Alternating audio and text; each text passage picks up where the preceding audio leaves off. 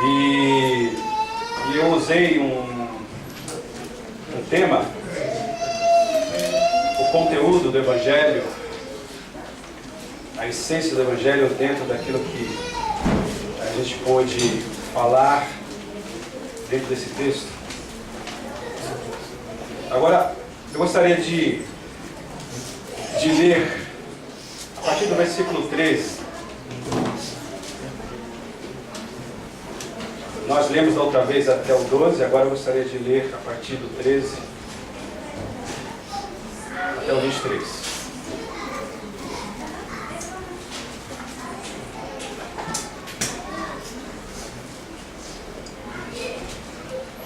Colossenses capítulo 1, versículo 13 ao 23.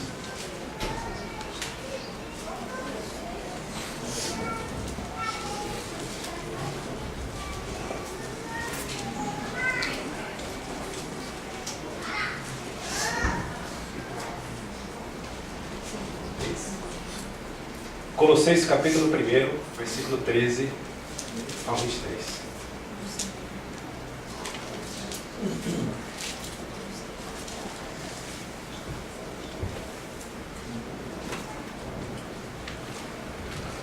Todos acharam?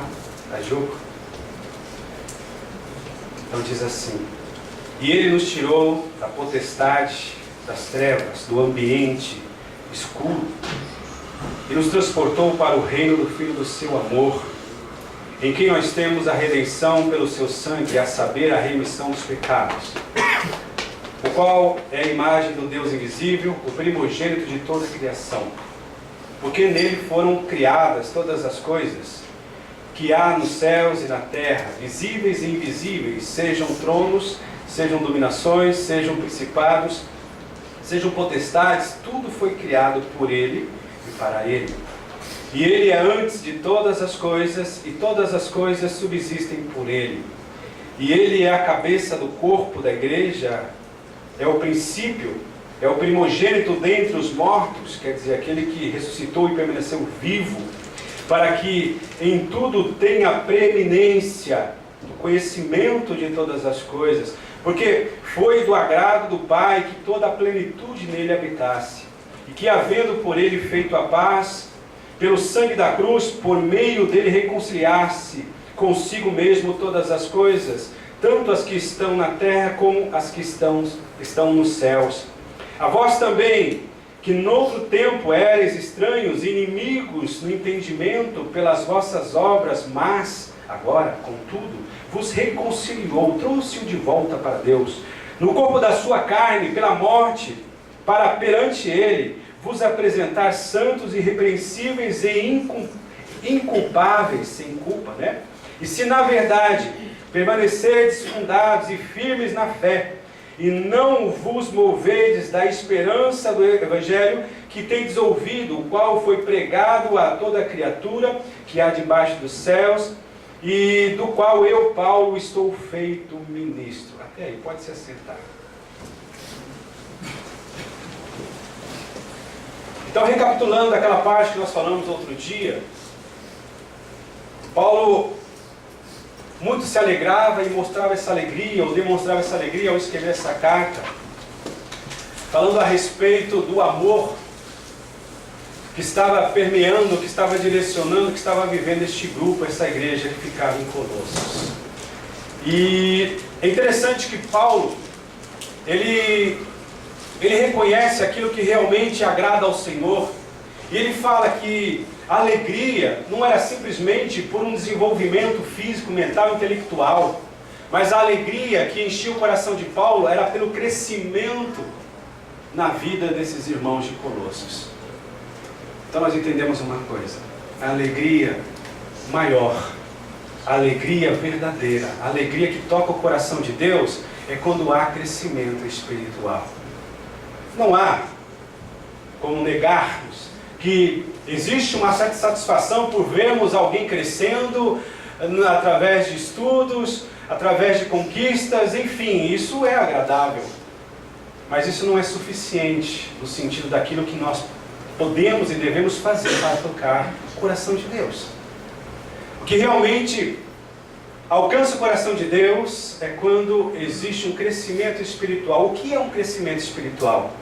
É uma mudança de vida constante, aonde Deus cada vez mais passa a fazer parte na vida do indivíduo, na vida do homem, aonde cada vez mais o homem ele é apaixonado por Deus, aonde ele faz de Deus a sua razão de ser, de existir, aonde ele não sai de casa antes de orar, de falar com Deus, aonde antes de fazer qualquer decisão, tomar qualquer atitude, ele busca, ele ora a Deus, porque o seu prazer é obedecer a Deus.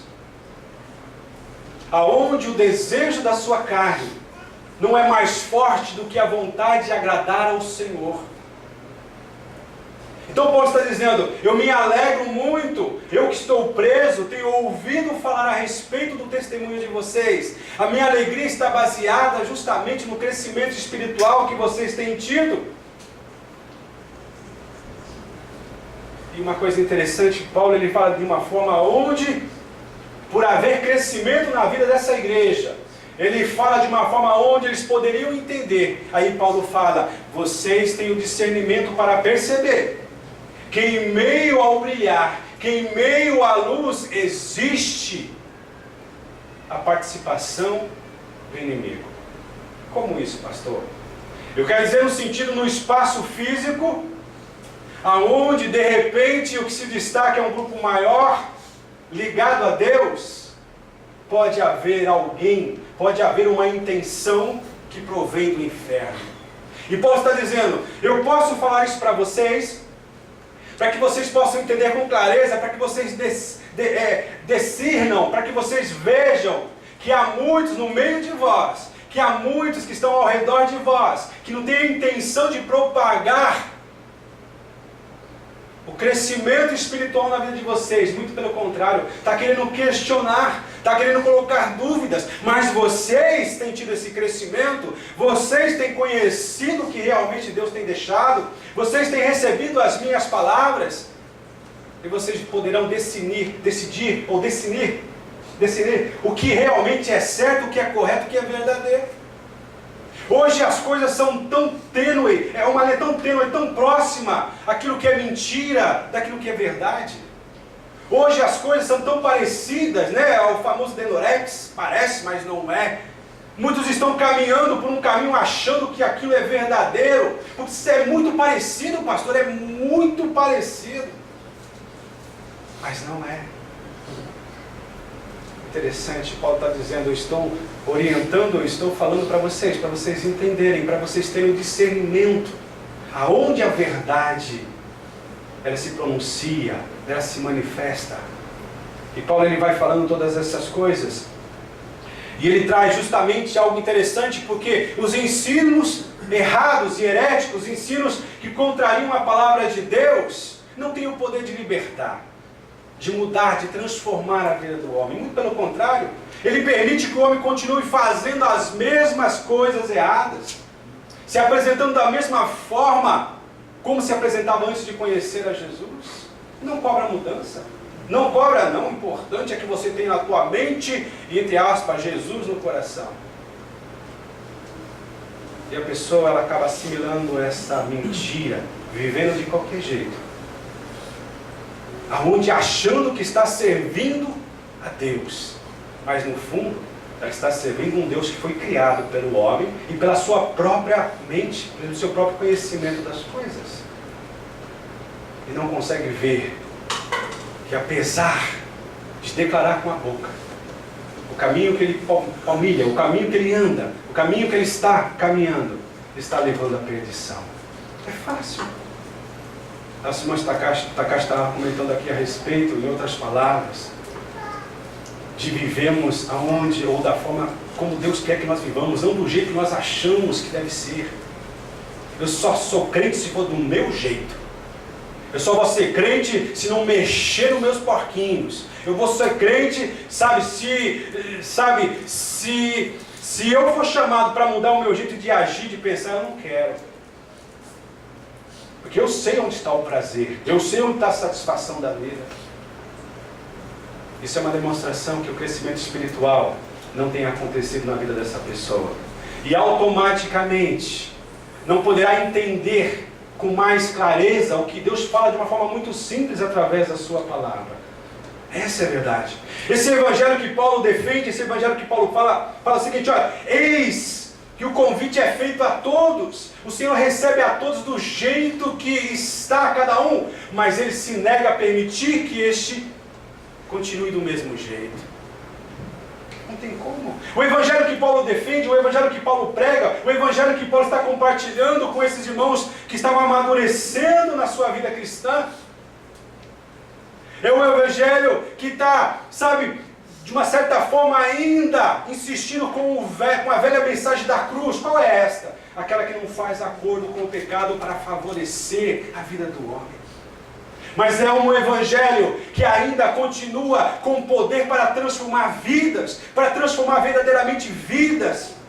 Aonde, ao encontrar-se com Cristo, ao ser encontrado por Deus, a vida dele muda. Aonde o entrar de Cristo na vida dele fica um marco antes de Cristo e depois de Cristo. Eu não posso dizer que eu tenho recebido a Cristo se a minha vida continua vazia, se a minha vida continua sem mudança, sem transformação, se a minha vida não faz diferença, se o meu testemunho não tem poder de mudar aqueles que estão do meu lado, na minha própria carne. Eu preciso rever se eu realmente tenho tido um crescimento espiritual. É importante, irmãos. Nós cantamos aqui: eu quero viver, eu quero falar, eu quero amar como tu amas os perdidos. Irmãos, se nós, primeiramente, não absolvemos esse evangelho, não nos agarrarmos nesse evangelho, ao ponto dele gerar em nós uma mudança no interior, nós estamos brincando de ser crentes. Aquilo que nós podemos estar cantando, falando, poderá ser uma mentira. Essa é a verdade. Aonde qualquer dificuldade um pouquinho mais intensa vai nos desviar da comunhão da igreja, da comunhão com os irmãos, do ler a Bíblia, do orar. Porque a atitude é essa, sem que haja essa percepção: eu quero punir a Deus. Mas a verdade é que a decepção que ele tem é do Deus que ele criou. Um Deus que não está nesse evangelho que Paulo defendeu, que Paulo colocou como teor nas suas cartas a essas igrejas. Paulo, ele fala: olha, saiba de uma coisa, sempre a verdade vai incomodar a mentira. Sempre a verdade, ela vai, de uma certa forma, cutucar aquilo que está errado. Interessante que a verdade não se defende. A verdade é absoluta. Mas agora a mentira fica contra-atacando, ou melhor, fica atacando, nem contra-atacando fica atacando a verdade. Quem realmente tem esse crescimento espiritual, ele vive de uma forma sensível, sim. Tem essa sensibilidade. Mas ele simplesmente, ele não age para se colocar como sendo o melhor, ele não leva o homem a se achar o principal, o mais importante, muito pelo contrário. Ele simplesmente tem o prazer de viver a verdade. Ele não se fecha para anunciar essa verdade. Mas a mentira, a vida errada que possa estar acontecendo ao lado dele, vai estar o tempo todo questionando a ele a sua decisão, a sua posição. Porque a verdade tem esse poder. A verdade de Deus, ela incomoda. Ela chama a atenção daquilo que está errado. É uma realidade, é uma verdade. E Paulo está dizendo: eu quero que vocês continuem nesse crescimento. A minha alegria é de ouvir falar a respeito do testemunho que vocês têm dado, aonde vocês podem entender e reconhecer a verdade, aonde vocês não vão permitir que aquilo que é falso, aquilo que pareça, prevaleça, domine o ambiente onde vocês estão, ou possa levá-los a tomar decisões erradas. Muito pelo contrário. Paulo, ele fala numa certa ocasião: me fiz teu inimigo por falar a verdade. Não é assim? A verdade machuca, a verdade dói. A verdade, porque ela mostra realmente as dificuldades da nossa alma. E se nós não tivermos um coração humilde, aí sim nós vamos contra-atacar. Aí sim nós vamos tentar justificar aquilo que é injustificável, a vida de pecado que nós insistimos em levar.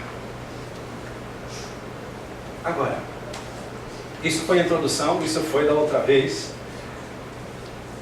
O que acontece nos dias de hoje é essa apresentação de vários deuses, de vários senhorios. O que nós encontramos hoje tem tido uma facilidade de criar a cada dia um novo senhor para a vida do homem. Existem já os declarados, que é o diabo, seus demônios. Existe o declarado, que é o sistema mundano, o sistema maligno, porque João, escrevendo em uma das suas epístolas, ele fala: esse mundo jaz no maligno. Já significa enterrado, sepultado. Não existe mais esperança para o mundo no sentido espiritual. Existe esperança no sentido mundo humano, de humanidade, aonde aquele que se arrepender dos seus pecados e reconhecer o verdadeiro Senhor é perdoado e transformado e será levado para a glória de Deus. E existe o outro que é tão terrível, que é a nossa carne, onde ela só quer bagunçar, ela só quer desfrutar dos prazeres, não se importa em se humilhar, não se importa em se expor, não se importa em se vender, em se oferecer. Porque a intenção, o objetivo é: não se preocupe se isso é errado. O importante é que seja eloquente. O importante é que seja algo abrasador. O importante é que seja algo no momento. Muito sugoi. E o amanhã? Não esquece. Não se preocupe. Porque esse é o propósito. Não se preocupe com as consequências. Vive intensamente o presente. Aí depois você sai cantando: o importante é que emoções eu vivi. Sim, naquele momento, algo que foi passageiro, algo que não durou mais do que uma noite, mais do que um dia, uma semana. Mas essa é a verdade. Agora, a verdade verdadeira é aquela que nos faz viver cada dia sem termos aquele peso do pecado, aquele peso do remorso. Porque o remorso não muda a vida de ninguém. O que muda é o arrependimento, a mudança de mente, a mudança de direção. O remorso é aquele: eu errei, eu falhei. Mas ele não leva o homem a tomar decisões diferentes, a tomar uma decisão contrária. Ele não leva. Essa é a verdade. Agora, o arrependimento não. É aquele que ele reconhece: espera um pouquinho, eu errei, eu falhei, eu pequei. E se eu falhei, eu pequei andando nessa direção, então eu vou sair dessa direção. Eu vou deixar essa linha, eu vou deixar essa direção para andar na direção certa. Isso é o arrependimento que o Senhor recebe e perdoa.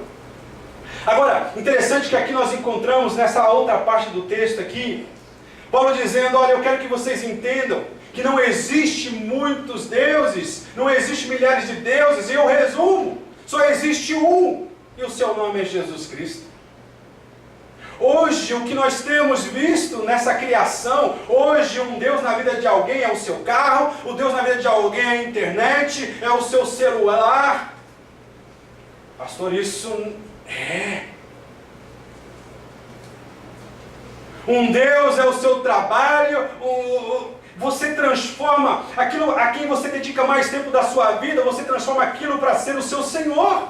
Essa é a verdade. O dinheiro, Jesus ele fala: o dinheiro em si não é o mal, mas o apego ao dinheiro. O dinheiro foi criado para servir o homem, mas o que nós vemos hoje é que o homem tem feito do dinheiro o seu Senhor, e o dinheiro domina a sua vida, o direciona no seu dia a dia.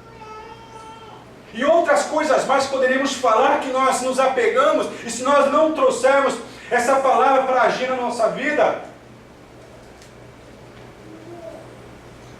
nós vamos continuar vivendo de uma forma, de um jeito, aonde tudo parece, mas que no fundo é uma grande mentira. E não é isso que Deus quer. Eu vejo um Deus de graça, um Deus de misericórdia, aonde Ele fala: não existe outro Deus fora de mim. Aonde eu transformar a vida de alguém, esse alguém, um dos milhares e milhões que Deus tem transformado, disse assim, Pedro dizendo: olha, não existe Atos 4,17. Não existe outro nome abaixo dos céus, acima da terra, pelo qual o homem deva ser salvo. O único nome é Jesus Cristo. E a Bíblia aqui, Paulo vai dizendo, olha, e para reforçar a fé de vocês, eu digo uma coisa: o senhorio de Jesus é o único e é suficiente. Porque aqui nos fala nesse texto, pode dizer, ó, versículo 3, e ele nos tirou da potestade das trevas e nos transportou para o reino do Filho do seu amor. Isso traz uma ideia da posição, da postura de Jesus Cristo. Ele tem um relacionamento com o Pai, com Deus. Ele é o Filho de Deus. Qual outro Senhor pode se apresentar desse jeito? E dizer que Ele é o primogênito, que Ele é o único Filho de Deus? Vocês conhecem alguém? Muitos estão dizendo, né? Existia até um louco lá, que não sei se está vivo ainda, não sei se está vivo ainda, que dizia, porque é o meu pai. Está vivo esse cara ainda? Não sei. Muitos não entenderam nada aqui, né? Mas a verdade é que muitos podem até dizer que são filhos, mas o único filho é Jesus Cristo. Por isso que diz aqui, ó, e Ele nos tirou da potestade das trevas, Deus, e nos transportou para o reino do Filho do seu amor, em Cristo Jesus. Não existe outro que possa se apresentar desse jeito, ter um relacionamento com Deus da forma que Jesus mostra como foi e como é. E é interessante também que nós não encontramos nenhum Senhor que se apresenta aí, dizendo que participou na criação, dizendo que teve uma participação ativa. Só um Deus, só o único verdadeiro poderia ter participado e continuar participando do mover das mãos de Deus. E interessante que ele vai continuar dizendo aqui, ó, e quem temos a redenção tal, no versículo 15, o qual a imagem do Deus invisível, o primogênito de toda a criação. Aqui é a ideia para que nós pudéssemos entender e reconhecer e nos prostrar diante de Jesus e tê-lo como Senhor absoluto. Ele é o primeiro. Irmãos, antes de qualquer coisa, Jesus já existia. Aqui, dentro da nossa capacidade limitada de entendermos, Paulo escreve dizendo, olha, Ele é o primogênito antes da criação. Jesus não foi criado. Jesus ele foi gerado por Deus. Antes de qualquer coisa Ele já existia. E na formação deste mundo, Ele se apresentou em ser a palavra liberada de Deus, aonde todas as coisas vieram em cumprimento daquilo, da sua ação, em conjunto com o Espírito Santo. Não existe outro Senhor, não existe outro Deus, a não ser esse que é apresentado através de Jesus Cristo. Não existe outro. Paulo está dizendo, nós olhamos aqui e vemos a participação de Jesus no plano divino, no plano eterno do Pai.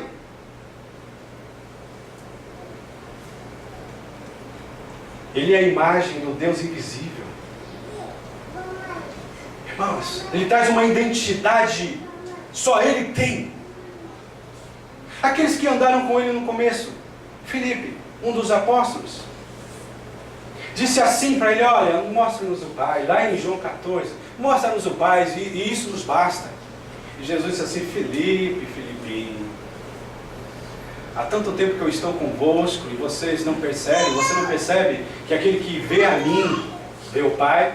Jesus não estava falando em relação à sua aparência física, mas a aparência, a presença gloriosa do Pai na sua vida. Qual outro Senhor, gente, pode trazer com toda segurança a glória de Deus?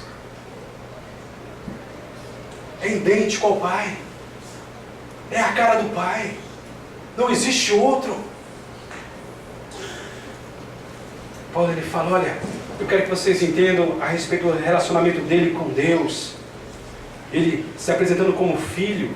Paulo fala, eu quero que vocês percebam que Ele está na participação da criação antes de todas as coisas virem acontecer. Interessante, né? E Paulo continua dizendo, olha, porque nele foram criadas todas as coisas que há nos céus e na terra, visíveis e invisíveis, sejam tronos, sejam dominações, sejam principados, sejam potestades, tudo foi criado por ele e para ele. E ele é antes de todas as coisas, e todas as coisas subsistem, e existem, e permanecem por ele. Aí você fala, poxa pastor, esse assunto é meio complicado de entender. Porque é o assunto que nós precisamos entender. Ele é espiritual, gente. O que realmente leva à eternidade, à presença de Deus, é aquilo que se revela no espiritual. O que realmente transforma é aquilo que age, é o remédio, o antídoto que afeta o nosso interior. Aonde de uma forma natural e gradativa a transformação vai acontecendo e você vai vendo que você já não é mais aquilo que você era. Que você já não pensa mais como você pensava antes. Que você já não fala mais o mesmo vocabulário, as mesmas palavras que você falava antes. Mas tudo agora se torna novo. Isso vem a ser uma novidade. Aonde isso te motiva a continuar buscando ao Senhor. Louvado seja o nome do Senhor Jesus. Ele é o Deus Todo-Poderoso.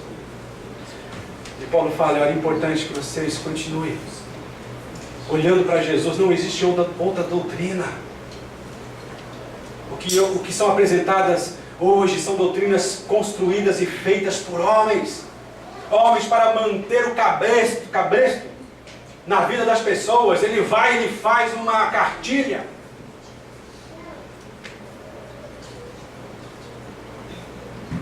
Aonde ele está? E o Evangelho verdadeiro não se vive, porque o Evangelho verdadeiro é de liberdade, sem libertinagem.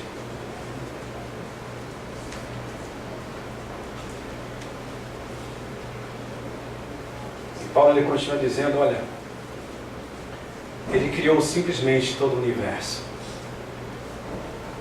Em outras palavras, ele criou você.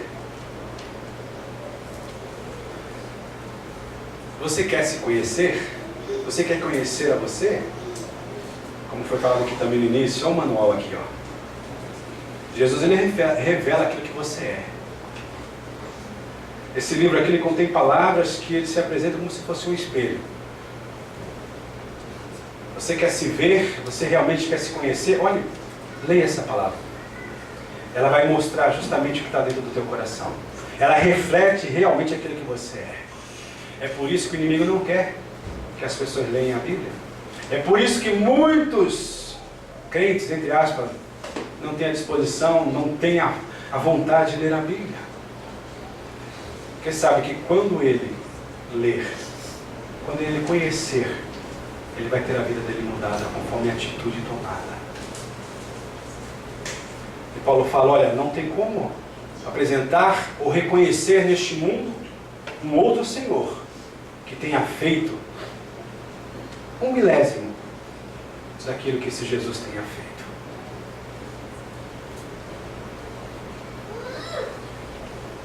Existe um provérbio chinês que diz que um homem caiu num buraco, numa cova,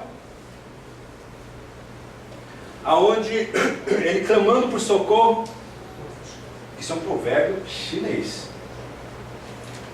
E ele clamando por socorro passou Confúcio, o homem que manteve uma filosofia de vida, aonde ele falou algo que Jesus já tinha dito, mas as pessoas acham que foi ele. Aquilo que você quer que façam a você, faça primeiramente aos outros.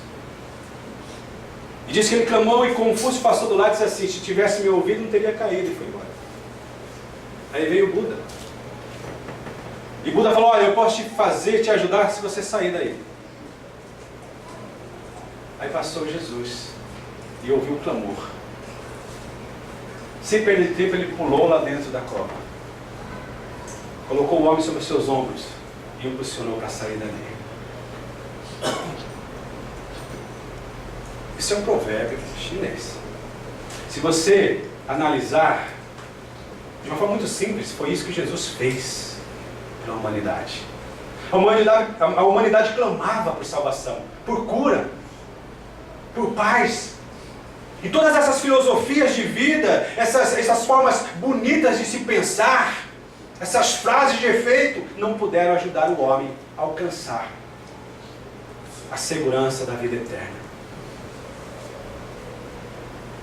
E colocaram sempre como desculpa: o homem tem que fazer alguma coisa no sentido para ele poder alcançar a salvação. Mas Jesus, ele não tomou essa atitude, não foi igual, porque ele não é igual. Ele simplesmente se deu, ele deu a sua vida, ele morreu na cruz pelos nossos pecados, ele morreu em favor da humanidade, sendo esta humanidade inimiga dele. Não queria saber das coisas santas, das coisas puras, mas ele mesmo assim insistiu, ele mesmo assim veio e fez aquilo que ninguém poderia fazer. Nenhuma dessas pessoas fizeram. Mas Jesus, ele veio e fez, não tendo pecado, se fez pecador por nós, pela humanidade. E morreu, crucificado naquela cruz. O castigo que estava reservado para nós, que era necessário para que nós pudéssemos ter a paz tão procurada, Jesus, ele pagou na cruz. Que coisa maravilhosa. Não existe, irmãos, esse prazer, essa busca, isso que você de repente acha que é tão importante, essa amizade, essas coisas, isso tudo não tem poder de trazer a verdadeira paz na tua alma. Viva cada dia de uma forma sábia, vivendo um relacionamento com Deus, para que você amanhã não venha se arrepender e dizer: eu gostaria tanto de ter uma nova oportunidade, mas agora o meu corpo não ajuda, a minha aparência não ajuda, agora nada em mim pode me ajudar a alcançar isto, sendo que muitas e milhares de oportunidades foi oferecida, mas simplesmente o homem rejeitou todas. Essa é a verdade. Graças a Deus, nosso irmão Takar estava falando aqui a respeito de alguém que foi recolhido, mas que independente de ter parado de respirar nessa terra, ele já andava com Deus. Enquanto aqui na terra ele ouvia falar da glória de Deus, agora ele está vendo a própria glória de Deus diante dele. É isso que Deus quer que nós entendamos, e isso é eterno, igreja. Jovem, adolescentes, pai, mãe, filhos, isto é uma verdade. Não se apegue, não se agarre àquilo que não vai durar mais do que a tua vida. O verdadeiro amigo é Jesus Cristo, não são aqueles de fora. É Jesus Cristo, foi Ele que morreu por você. O dinheiro não comprou a tua salvação, foi o sangue de Jesus. Os prazeres só te cobram, só te pesam, só colocam pedra na mochila que você tem sobre os seus ombros. Essa é a verdade. Mas Jesus, para você ver, Ele saiu do seu ambiente de glória. Ele se humilhou ao ponto, sendo Ele o Criador, tomar a forma da criatura que Ele fez ao vir a essa terra e morrer no nosso lugar. Se entregou, fez aquilo que ninguém poderia fazer. E a gente vê nessas verdades de Paulo aqui, Ele já de eternidade, Ele já nos amava. Já de eternidade, antes mesmo que nós pudéssemos vir à existência, Ele já sabia das nossas escolhas. E Ele decidiu, não foi depois que o homem pecou que Ele decidiu vir, mas Ele já conhecia de antemão todas as coisas, e Ele escolheu lá a morrer pela humanidade, a morrer por você, a morrer por mim, a morrer por nós. Vocês estão percebendo? Existe outro Senhor? Existe outro Deus? Existe outro caminho? Não existe. Somente em Jesus Cristo. E Paulo fala, olha, eu quero que vocês entendam isso. Aí você fala agora, como que eu posso conhecer melhor? Como que eu posso realmente me relacionar com Ele? Como eu posso ter informações, conselhos seguros? Através da palavra de Deus, da Bíblia. Aonde? Na igreja. Aqui diz aqui, olha, versículo 18. E Ele é o cabeça do corpo da igreja. Não existe outro lugar. Por mais que nós tenhamos as nossas dificuldades, as nossas falhas, e nos reunirmos aqui, esse lugar continua sendo o melhor lugar para ouvirmos falar a respeito desse Senhor, desse amor. Essa é a verdade. Irmãos, aqui não existe nenhum perfeito aqui, gente. Todos nós erramos em áreas diferentes, mas erramos. Mas nós estamos aqui clamando: Jesus, tem misericórdia, tem misericórdia, tem misericórdia. Estamos aqui porque a Bíblia tem nos direcionado: não deixai de congregar como alguns têm feito. Eu vejo pessoas deixando a comunhão da igreja por coisas tão banais, por coisas tão, tão supérfluas. Não, pastor, eu tenho necessidade. A sua necessidade maior é de Deus. A necessidade maior é de Deus. Por isso que realmente quem anda satisfeito é quem bebe, quem come, quem se alimenta. Se pode dar só o fio do bagaço, só o fiapo da rabiola. Depois você explica fiapo da rabiola para o outro. Olha, mas é aqui que Deus ele vai, pegando, esses cacos que nós somos, e Ele vai trabalhando e vai, Se nós pudéssemos ouvir a voz de Deus, literalmente, de uma forma audível, ao colocarmos a nossa oração diante de Deus, dizendo: Deus, eu falei de novo. Aquilo que eu tenho falado que eu ia deixar, eu voltei a fazer, Deus. Mas eu estou aqui, Deus tem misericórdia. Aí Deus diria para nós assim: você me ama, Lídia? O que você responderia? Ele fala: é isso que eu quero ouvir. Esse seu problema, no tempo certo, na sua hora, eu vou tratar. Isso vai acabar, Lídia. Vocês estão percebendo? É esse amor que nós temos, mesmo falhos, esse desejo de querer fazer a vontade de Deus, de querer conhecer melhor ao Senhor. É isso que o Senhor observa no nosso coração. Ele é o cabeça da igreja, é Ele que nos direciona, é Ele que vai nos orientando o que devemos falar, o que devemos ouvir, é Ele. Ele fala através da sua palavra. É Ele. E é aqui, irmãos, nós chegamos arrastando, nós chegamos aqui querendo nos esconder, chegamos aqui, mas de repente a graça de Deus, a misericórdia de Deus vai tomando o ambiente, Ele alcança a nossa alma, o nosso coração. E Ele é o cabeça, o primogênito dentre os mortos, para que em tudo tenha preeminência. Aqui também traz a conotação de ser perfeito o seu sacrifício. Aquele que, de uma forma, superou, suportou tudo aquilo que estava reservado contra nós, Ele tomou sobre Ele. Irmãos, as pessoas acham que o sofrimento maior de Jesus foi aquilo que Ele sofreu no corpo. Os açoites, as chicotadas ali. Vocês acham que o sofrimento maior de Jesus foi esse? É dado ênfase a esse sofrimento físico. Mas o maior sofrimento de Jesus se resumiu naquele momento, quando Ele disse assim: Senhor, Senhor meu, Pai, por que me desamparaste? Eloi, Eloi, lama sabachthani. Deus meu, por que me desamparaste?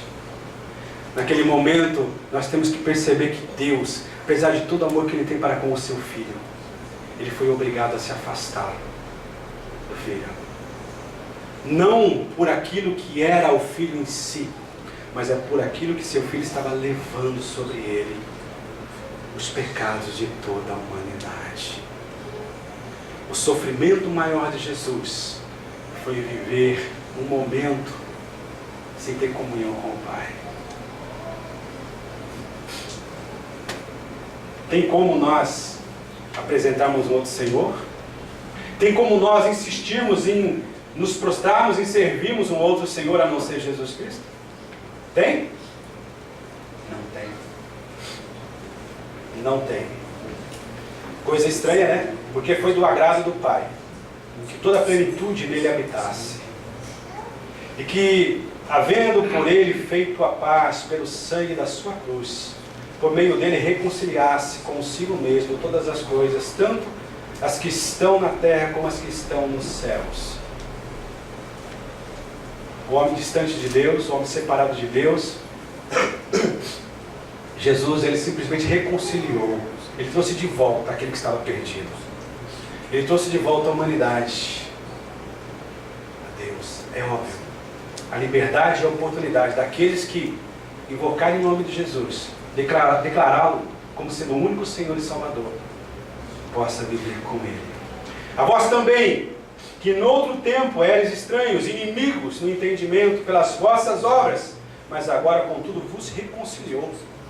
Paulo está dizendo, olha, vocês antes viviam conforme, sabe, o senso de justiça de vocês. Né? Eu vou para o céu, por que você vai para o céu? Ah, eu não mato, eu não roubo, né? Não sou corintiano. Brincadeira, gente, brincadeira. Palmeiras, né? Palmeiras tá difícil. Não é por isso. Ah, mas eu, pastor, eu cumpro minhas normas, eu sou o cara. Esse cara sou eu. Isso não é suficiente. Não é por merecimento. A salvação, ela é revelada e experimentada na vida que fala, Deus, eu não sou nada, eu sou um zero à esquerda, eu sou um caco, eu sou um farrapo, eu sou Deus só. Água de morro abaixo, Deus. Esse que rasga o seu coração, rasga a sua alma dizendo, Deus, eu sou mais miserável no meio de todos. E Deus fala, é esse que eu quero justificar. Eu quero justificar todos, mas é esta a condição que eu espero ver. Então quer dizer, para quem insistir em querer viver na nossa própria justiça, no nosso próprio entendimento, a palavra é clara. No corpo da sua carne pela morte, para perante ele vos apresentar santos, irrepreensíveis e inculpáveis. Só através do sangue de Jesus, só através de Jesus, do sacrifício de Jesus, o único Senhor, o único Salvador. E na verdade permanecerdes fundados e firmes na fé, e não vos moverdes da esperança do Evangelho que tendes ouvido, o qual foi pregado a toda a criatura que há debaixo dos céus, e do qual eu, Paulo, estou feito ministro. Olha que coisa interessante. Paulo está dizendo, olha, permaneçam firmes naquilo que vocês têm ouvido, naquilo que é verdadeiro a respeito de Jesus, essa doutrina dos apóstolos, essa doutrina que foi ensinada, essa doutrina que eu reforço, porque é nela que apresenta o verdadeiro, que se apresenta o verdadeiro, e o seu nome é Jesus Cristo. O seu nome é Jesus Cristo. Qual é o Senhor da sua vida? Diversão? Prazeres? Qual é o Senhor da sua vida? Trabalho? As amizades? Qual é o Senhor da sua vida? Muitas dessas coisas não são pecados. Se tornam pecados quando elas nos roubam o tempo que estamos dedicando a nossa vida ao Senhor. Se coloque de pé. Não existe outro Senhor. Só existe um Deus e o seu nome é Jesus Cristo. Eu gostaria que você fechasse os seus olhos. Eu gostaria que nós colocássemos diante de Deus um coração rendido. Oh, louvado seja o nome do Senhor Jesus. Como está o seu coração?